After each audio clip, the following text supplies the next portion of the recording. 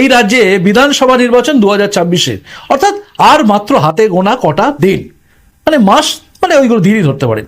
এরপরে দেখা যাবে এখানে নির্বাচন এসে যাচ্ছে।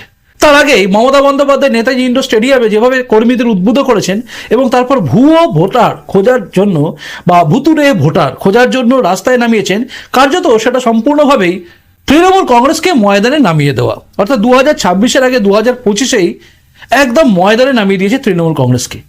আমরা সবাই ভাবছিলাম যে এইরকম একটা জায়গা যখন তৃণমূল নেমে পড়লো, বিজেপি কার্যত একটু হলেও পিছিয়ে আছে, এটা নিয়ে আমরা ভাবছিলাম। কারণ আমাদের সবারই চিন্তা হয় এই রাজ্যে তৃণমূল সরকারকে সরানো, তাই না? আর ঠিক তখনই এমনই একটা খবর আসে যখন কিন্তু এই গোটা রাজ্যের জনগণ ভাবে হ্যাঁ পরিবর্তন হলেও হতে পারে।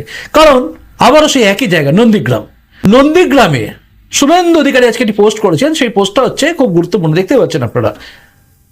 নন্দীগ্রামে 1 নম্বরের 5 নম্বর জিপি, নন্দীগ্রামে 5 নম্বর জিপিতে আজকে একটি সমবায় সমিতি লিমিটেডের সেখানে একটি নির্বাচন হয় এবং সেই নির্বাচনে 12 জন প্রার্থীর মধ্যে 12 জনই বিজেপি জিতে যান, অর্থাৎ 12 জনের 12 জনই জিতে বেরিয়ে আসেন।